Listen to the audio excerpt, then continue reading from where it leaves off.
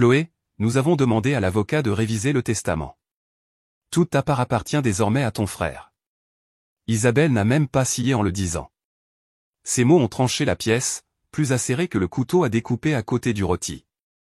Avant de commencer, laissez un commentaire et dites-nous d'où vous venez et de quelle ville vous regardez nos vidéos. Et après avoir regardé toute la vidéo, n'oubliez pas de nous dire ce que vous feriez dans cette situation. Soyez honnête. Dites-le moi dans les commentaires ci-dessous. Nous lisons chaque commentaire. Commençons. J'ai senti l'air dans ma poitrine devenir lourd, ma fourchette s'arrêtant à mi-chemin de mes lèvres. De l'autre côté de la table, Thomas se pencha en arrière sur sa chaise, les lèvres se courbant en une sorte de sourire arrogant qu'il arborait depuis que nous étions enfants. Sophie, sa fiancée, effleura sa main contre son bras et murmura quelque chose d'assez suffisant pour le faire rire sous son souffle. Philippe, mon père, gardait les yeux rivés sur son assiette, mâchant comme si la conversation ne le concernait pas du tout, l'achetait, déguisé en silence. J'ai posé mes couverts, chaque mouvement délibéré, même si mes mains tremblaient sous la table. Et tu as décidé de me dire ça ce soir? Isabelle fit tournoyer son verre de vin paresseusement, son ton dégoulinant de supériorité. C'est ce qui est le mieux pour la famille. Thomas a de la stabilité, un avenir. Tu as toujours été émotive, imprudente. L'argent ne ferait que te surcharger. La piqûre me brûlait la gorge, mais j'ai forcé un sourire mince. Émotive, imprudente. C'est tout ce que je suis pour toi. Thomas leva son verre en une célébration moqueuse. Ne sois pas amère, ma sœur. Qui sait? Peut-être que je t'embaucherai comme assistante quand je gérerai le domaine familial. Sophie rit ouvertement maintenant, le son était aigu et laid. Je n'ai pas bronché. Je n'ai pas argumenté. J'ai juste laissé le silence s'étirer. Les laisser croire qu'ils avaient déjà gagné. Mon immobilité n'était pas de la faiblesse, c'était de la patience. Et puis c'est arrivé. Une présence familière apparut derrière moi, Marc. La main de mon mari effleura le dossier de ma chaise alors qu'il s'avançait, son expression calme, stable. Mais ce n'était pas seulement lui. Il portait quelque chose de lourd, une enveloppe scellée avec l'emblème de l'avocat, ses bords usés par une manipulation soigneuse. Sa voix, égale et inébranlable, coupa le rire suffisant. Chose étrange, Isabelle, dit Marc, posant l'enveloppe sur la table avec une finalité tranquille. Parce que ceci est le vrai testament. Le visage d'Isabelle se vida de couleur. Le sourire de Thomas disparut. Même Philippe leva enfin les yeux, son couteau toujours en l'air. Le lustre bourdonnait faiblement au-dessus de nous, le seul son dans le silence suffocant qui suivit. Au moment où les mots de Marc atterrirent, l'atmosphère de la salle à manger changea comme une tempête traversant l'air immobile. Thomas se pencha en avant, son sourire disparut, les yeux se plissant. Quel genre de coup monté est-ce? Sa voix se fendit sur les bords, la confiance qu'il portait habituellement glissant vers quelque chose de plus laid. Marc resta calme. Il ne s'assit même pas. Il se tint simplement derrière moi, la main ferme sur mon épaule comme s'il avait attendu ce moment précis. Pas un coup monté, juste la vérité que votre famille espérait que vous ne verriez jamais. Le verre d'Isabelle tinta contre la table alors qu'elle le posait trop fort. Où as-tu même trouvé ça? Demanda-t-elle, son visage rougissant. Marc rencontra son regard uniformément. Directement du bureau de l'avocat ce matin. La copie originale, signée et notariée, celle qui n'a pas été altérée. Le mot « altéré » frappa comme la foudre. Philippe se tortilla inconfortablement, le couteau et la fourchette toujours dans ses mains, mais son appétit soudainement disparut. Isabelle, murmura-t-il, mais le mal était déjà fait. Thomas repoussa sa chaise, le bois raclant durement le sol poli. Tu bluffes. Tu penses que tu peux entrer ici avec une enveloppe au hasard? La main de Marc ne quitta pas mon épaule, mais son autre main poussa l'enveloppe en avant. Alors ouvre-la, dit-il d'un ton monocorde. Si tu es si sûr que je bluffe. J'étais assise là, figée, mais pas de peur. Figée parce que pour une fois je n'étais pas seul dans cette guerre. J'ai regardé les doigts de Thomas trembler alors qu'il attrapait l'enveloppe, puis il a reculé comme si elle pouvait le brûler. La mâchoire d'Isabelle se serra. C'est inutile. Nous avons déjà discuté de ce qui est le mieux. Chloé n'a pas besoin de voir ça. Ne me dis pas ce que j'ai besoin de voir, ai-je claqué, ma voix se libérant enfin. Toutes les têtes se sont tournées. Le silence qui a suivi n'était pas poli. Il était lourd, chargé, comme si personne ne me reconnaissait à ce moment-là. Tu m'as parlé pendant toute ma vie, et je suis restée silencieuse. Pas ce soir. Isabelle cligna des yeux, surprise. Thomas se moqua, masquant sa nervosité avec cruauté. À quoi bon, Chloé? Même si ça dit que tu es dedans, penses-tu honnêtement que tu pourrais gérer ça? Tu gaspillerais tout, comme tu as gaspillé ta vie. Les mots frappèrent fort, mais ils ne coulèrent pas comme avant. Au lieu de cela, ils m'ont alimenté. Tu m'as traité de faible, d'indigne, d'irresponsable. Mais si j'étais vraiment ces choses-là, tu n'aurais pas aussi peur que je voie la vérité, n'est-ce pas? Sophie se tortilla inconfortablement à côté de lui, son faux sourire se fissurant. Thomas, peut-être qu'il faudrait juste l'ouvrir, murmura-t-elle, comme si même elle savait que ce jeu lui échappait. Marc fit glisser l'enveloppe plus près.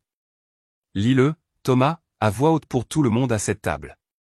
Ses mains tremblèrent alors qu'il l'ouvrait en déchirant, le son du papier se déchirant résonnant plus fort qu'il n'aurait dû. Ses yeux passèrent d'un côté à l'autre de la page, la couleur s'échappant de son visage. Qu'est-ce qu'il dit, ai-je insisté, ma voix maintenant ferme. Il ne répondit pas. Marc s'avança, arrachant le document de la prise figée de Thomas. Sa voix porta comme de l'acier à travers la table alors qu'il lisait, à ma fille, Chloé Dubois, je laisse le domaine familial, les comptes et tous les actifs restants. Isabelle halta, sa main volant à sa bouche. Les épaules de Philippe s'affaissèrent comme si la vérité lui avait coupé le souffle. Les yeux de Sophie s'écarquillèrent, ses doigts glissant nerveusement du bras de Thomas. Et Thomas? Il explosa. C'est un mensonge, hurla-t-il, sa chaise basculant en arrière. Sa voix trembla de fureur. Mais sous cela, j'entendis quelque chose de plus doux, la panique. Vous avez monté ça, tous les deux. Le ton de Marc ne s'éleva jamais. Le testament a été déposé il y a des mois, Thomas. Bien avant ce soir. Votre mère a essayé de l'enterrer, mais les traces écrites ne mentent pas, les yeux d'Isabelle brillèrent de désespoir. Vous ne comprenez pas. Thomas était censé faire avancer cette famille. Chloé n'a jamais été assez forte. Assez forte? Je la coupais, ma voix se brisant, mais forte, nette, vivante. Tu t'entends parler? Tu as passé toute ma vie à me dire que je n'étais pas assez bien juste pour que tu puisses tout donner à Thomas. Et pourtant, la signature de papa, la signature de maman, le sceau de l'avocat. Tout disait le contraire. Les seules personnes qui doutaient de moi, c'était vous. Philippe parla enfin, sa voix rauque, fatiguée. Isabelle, elle a raison. Nous sommes allés trop loin. Pour la première fois, ma mère hésita. La certitude dans ses yeux vacilla, remplacée par quelque chose de cassant. Thomas claqua son poing sur la table, faisant teinter les couverts. Ce n'est pas fini. Mais ça l'était. L'équilibre des pouvoirs avait changé, et tout le monde à cette table le savait. Marc plia soigneusement le testament, le rangeant dans l'enveloppe avant de le placer dans mes mains. Ses yeux rencontrèrent les miens, chaleureux, inébranlables. C'est à toi, Chloé. Ça l'a toujours été. Je le serrai fort. Le poids des années de silence, d'humiliation et de mépris s'effondrait en quelque chose de nouveau. Pas de peur, pas de doute, mais du feu. Et pour la première fois de ma vie, je ne suis pas restée silencieuse. J'ai regardé directement mon frère, puis ma mère, et j'ai dit, vous avez construit vos vies en me convainquant que je n'avais aucune valeur. Ce soir, vous allez devoir vivre avec la vérité. Vous aviez tort. Le silence qui a suivi n'était plus suffocant.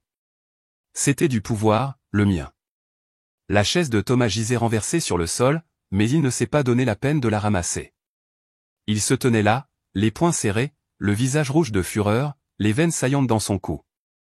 C'est un coup monté. Vous croyez que vous pouvez simplement entrer ici et tout gâcher? Je suis restée assise. Mes mains serrées autour de l'enveloppe que Marc m'avait donnée. Pour une fois, je ne tremblais pas. La rage de mon frère me semblait plus petite que jamais. Tu as tout gâché toi-même, Thomas, dis-je, mon ton calme mais cinglant. En supposant que tout était à toi avant même que ce ne le soit. Sophie se tortilla inconfortablement sur sa chaise, jetant un coup d'œil entre nous. La fausse confiance qu'elle avait plus tôt avait disparu. Elle tira légèrement sur la manche de Thomas, sa voix à peine un murmure. Peut-être que nous devrions nous asseoir. Et tais-toi, Sophie, aboya Théil, retirant son bras. Ces mots claquèrent à travers la table comme un fouet, et un instant, même elle parut surprise par le venin dans sa voix. Marc ne bougea pas de derrière moi, mais le poids de son regard tomba lourdement sur Thomas. Surveille-toi, prévint-il, sa voix basse mais ferme. Plus tu te déchaînes, plus il est clair à qui il ne faut faire confiance avec quoi que ce soit. Isabelle claqua sa main sur la table, son verre de vin basculant et renversant du rouge sur la nappe blanche. Ça suffit. Nous ne faisons pas ça ici, Chloé. Tu ne comprends pas dans quoi tu t'engages. La responsabilité, le stress. Tu vas te noyer dedans. C'est pourquoi nous avons fait ce choix pour toi. Ces mots arrivèrent avec la même supériorité froide que j'avais entendue toute ma vie, mais ils ne me blessèrent plus de la même manière. Non, maman, dis-je, la forçant à croiser mon regard. Tu n'as pas fait un choix pour moi. Tu as fait un choix pour toi, pour Thomas. Tu ne m'as même jamais donné la chance de prouver que je pouvais être plus que l'image que tu as peinte de moi. Ses lèvres se serrèrent, mais ses yeux vacillèrent, incertains. Philippe se tortilla sur sa chaise, soupirant lourdement, sa fourchette claqua sur son assiette. Isabelle, il est peut-être temps d'admettre. Nous sommes allés trop loin. Cette famille a été construite sur le favoritisme et le déni. Nous aurions dû lui faire confiance. C'était la première fois que j'entendais mon père me défendre. Pendant des années, il était resté en retrait, silencieux, laissant ma mère dicter le récit de qui j'étais. Et maintenant, face à la vérité, même lui ne pouvait plus supporter les mensonges. Thomas ricana. Oh, alors maintenant tout le monde est de son côté? Et moi? C'est moi qui ai fait le travail. J'ai construit les relations. J'ai porté le nom de cette famille avec respect. Et maintenant, je suis censé croire que tout cela vaut moins que... Quoi? Ça fait de la pitié? Le rire qui me quitta n'était pas forcé. Il était réel. Sombre, perçant, cinglant. Le respect, Thomas? La seule chose que tu aies jamais portée est ton ego. Tu ne respectes pas cette famille. Tu l'utilises. Et ce soir, ça t'a enfin rattrapé. Sophie s'enfonça davantage dans sa chaise, évitant son regard. Marc s'avança alors, sa voix aussi stable que la pierre. Tu sais quelle est la différence, Thomas? Chloé n'a pas besoin de l'argent ou du domaine pour prouver qui elle est. Elle est déjà plus forte que toutes les insultes que tu lui as jamais lancées. C'est pourquoi le testament la nomme elle, et non toi. Le visage d'Isabelle se crispa, ses doigts agrippant le bord de la table. Ce n'est pas comme ça que ça devait se passer, murmura-t-elle, presque pour elle-même. Peut-être, dis-je, ma voix plus douce maintenant, mais non moins ferme. Mais c'est comme ça. Tu as passé tellement de temps à essayer de me contrôler, de me faire taire, de me rendre plus petite. Ce soir, tu as échoué. Le silence qui suivit n'était plus étouffant. Il était lourd mais libérateur. Comme la première respiration après avoir été trop longtemps sous l'eau. Thomas, désespéré, arracha l'enveloppe de mes mains, déchirant les pages comme si les déchirés pouvaient réécrire la vérité. Mais Marc fut plus rapide. Sa main jaillit, saisissant le poignet de Thomas avec une force qui le fit grimacer. Fais attention, dit Marc, ses yeux durs. Détruire des preuves ne changera pas la réalité. Cela montrera juste à tout le monde à quel point tu es désespéré. Thomas retira sa main, la fureur brûlant dans ses yeux, mais le combat en lui s'effritait. Il chercha le soutien de Sophie, mais elle ne le regarda pas. Il regarda Isabelle, mais même elle était pâle et secouée, son pouvoir lui glissant entre les doigts. Philippe se leva finalement, sa chaise grinçant derrière lui. C'est fini, dit-il fermement. Le testament est clair, Chloé. Il est à toi. C'est la fin. Pour la première fois, les mots de mon père ne sonnèrent pas creux. Ils sonnèrent comme définitifs. Les épaules de Thomas s'affaissèrent, mais ses yeux brillèrent d'amertume. Ce n'est pas fini, murmura-t-il, sa voix basse, venimeuse. Peut-être pas pour toi, répondis-je, stable. Mais pour moi, ça l'est enfin. Marc replaça l'enveloppe dans mes mains, son contact chaleureux, rassurant. J'ai ressenti son poids, non pas comme un fardeau, mais comme une preuve. Preuve que mon silence n'avait jamais signifié faiblesse. Preuve que chaque mot cruel, chaque renvoi, chaque rire à mes dépens avait été bâti sur des mensonges. Et en regardant autour de la table, le vin renversé, les visages pâles, le silence étouffant les gens qui me contrôlaient autrefois, j'ai réalisé quelque chose qui me brûlait la poitrine d'un étrange et puissant soulagement. La maison, les comptes, l'héritage. Ce n'était pas seulement un héritage. C'était la justice. Et la justice était enfin mienne. La salle à manger ne ressemblait en rien à ce qu'elle était une heure auparavant. Les assiettes de nourriture intactes étaient froides. Le vin s'était répandu comme du sang sur la nappe blanche, et l'air portait une tension aiguë qui s'accrochait à chaque respiration. Thomas faisait les 100 pas, ses pas bruyants sur le parquet. « Tu penses que c'est une sorte de victoire, Chloé? Tu penses qu'un morceau de papier te rend plus forte que moi? J'ai bâti ma réputation sur ce nom de famille. Sans moi, elle ne vaut rien. » Je suis restée assise, le testament toujours dans mes mains, Marc se tenant comme un bouclier derrière moi. Ma voix est sortie calme, mesurée. C'est la différence entre nous, Thomas. Tu as bâti ta vie sur la réputation. J'ai bâti la mienne sur la résilience. La réputation s'estompe. La résilience, non. Isabelle pressa sa main contre son front comme si le monde avait basculé sous elle. Ce n'était pas censé arriver, murmura-t-elle à nouveau, sa voix faible, dépouillée du tranchant qu'elle portait habituellement. Philippe parla enfin, sa voix stable d'une manière que je n'avais jamais entendue auparavant. Isabelle, arrête. Nous avons créé ce désordre en choisissant des favoris. Ça se termine ce soir. La tête d'Isabelle se redressa, ses yeux grands ouverts. Tu te ranges de son côté maintenant, après tout ce qui s'est passé? Pour une fois, dit Philippe, son ton lourd de regret. Je me range du côté de la vérité. Le silence qui suivit fut presque douloureux. Les poings de Thomas se serrèrent sur les côtés. Il jeta un coup d'œil à sa fiancée, désespéré de trouver du soutien. Mais Sophie resta silencieuse, ses yeux rivés sur le sol. L'arrogance qu'elle avait affichée plus tôt s'était dissoute en malaise. Ne me regarde pas, dit enfin Sophie, sa voix tendue. Tu m'avais dit que c'était déjà réglé. Tu m'avais promis que tout était sous contrôle. Clairement, ce n'est pas le cas. Ces mots frappèrent Thomas plus fort que tout ce que j'aurais pu dire, son visage se tordit de rage, mais il n'avait plus nulle part où la diriger. Vous êtes tous pathétiques, cracha-t-il, sa voix tremblante maintenant. Vous pensez qu'elle mérite ça? Elle est faible. Elle est. Je le coupai, ma voix assez perçante pour traverser sa tirade. Non, Thomas, j'étais silencieuse. Ce n'est pas la même chose que faible. Et ce soir, tu l'as appris à tes dépens. Marc se pencha en avant, sa voix calme mais ferme. Tu devrais partir tant qu'il te reste un peu de dignité. Thomas le fixa, puis moi, ses yeux brûlants de haine.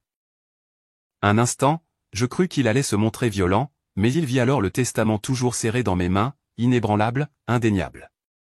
Il laissa échapper un rire amer, remit sa chaise droite et quitta la pièce en trombe.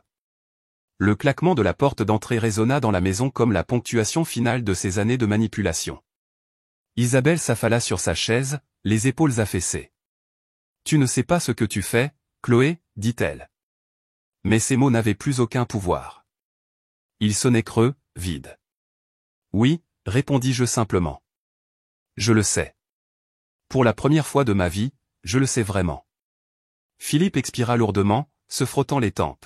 « Nous te devons des excuses, dit-il lentement. » Sa voix se brisa comme si elle avait vieilli de plusieurs années en une nuit. « Nous aurions dû te traiter comme notre fille, pas comme une ombre de ton frère. » Je le fixai, partagé entre l'amertume et une étrange sensation de soulagement. « Vous avez eu des années pour me défendre. Vous avez choisi le silence. Ce soir n'efface pas cela. » Son visage s'affaissa, mais je n'adoucissais pas mes mots. La vérité avait été enfouie trop longtemps pour être édulcorée maintenant. Marc posa doucement une main sur mon épaule, stable et rassurante. « Tu ne leur dois plus rien, murmura-t-il. C'est à toi, Chloé. C'est toi qui décides de la suite. » Le poids de ces mots s'installa profondément dans ma poitrine. Si longtemps, j'avais vécu sous leur contrôle, leur définition de qui j'étais censé être. Maintenant, je tenais la preuve que je n'avais jamais été impuissante. Je me levai lentement, pliant soigneusement le testament et le rangeant dans l'enveloppe. Je regardai une dernière fois la pièce, le verre renversé, le vin répandu, les visages pâles des gens qui m'avaient sous-estimé. « Je ne suis plus ici pour mendier votre approbation, dis-je, ma voix ferme. Vous n'avez pas le droit de me dire qui je suis. vous n'avez pas le droit de décider ce que je mérite. C'est fini. Isabelle ouvrit la bouche, mais aucun mot ne sortit. Philippe baissa les yeux, la honte peinte sur son visage. Et moi? Je suis parti. Marc me suivait de près, sa présence un rappel discret que je n'étais plus seul. Quand nous sommes sortis de cette maison suffocante, l'air nocturne a frappé ma peau comme la liberté elle-même. Pour la première fois, le monde m'a semblé grand ouvert, non pas comme une cage. J'ai regardé l'enveloppe dans mes mains, le nom clairement écrit à l'intérieur. Le nom qui prouvait que je n'étais plus la fille oubliée. J'étais l'héritière. J'étais celle qui avait survécu à leur cruauté, à leur favoritisme, à leur silence. Et tandis que la main de Marc trouvait la mienne, chaleureuse et ferme, j'ai réalisé quelque chose de plus puissant que n'importe quel héritage. Le testament ne m'a pas seulement donné le domaine. Il m'a rendu ma voix, et je ne la perdrai plus jamais.